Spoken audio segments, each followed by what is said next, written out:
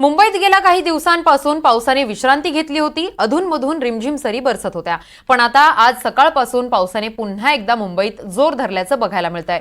मुंबईत पुढचे 2 ते 3 दिवस मुंबईसह ठाणे, पालघर जिल्ह्यात मुसळधार पावसाचा अंदाज हवामान विभागाने व्यक्त केलेला आहे।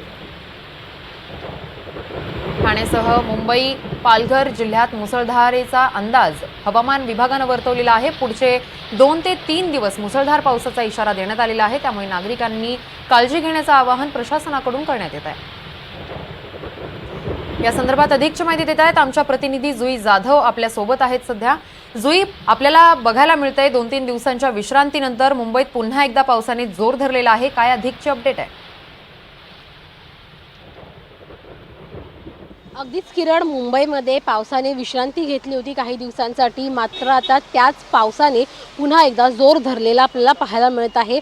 मुंबईमध्ये सकाळपासून 2-3 मुसळधार पावसाच्या सरी येऊन गेल्या आणि उद्या म्हणजेच गुरुवारी मुसळधार पावसाचा अंदाज हवामान विभागाने दर्शवलेला आहे।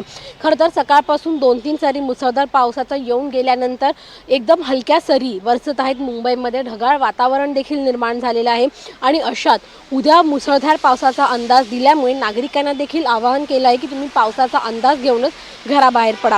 खरं तर पाऊस जितके टक्के मुंबईमध्ये पडला त्यामुळे धरण क्षेत्रात पाण्यात बऱ्यापैकी वाढ झाली आणि त्यामुळे मुंबईची जी 10% पाणी कपातीचा निर्णय होता तो देखील मुंबई महानगरपालिकेने मागे घेतला।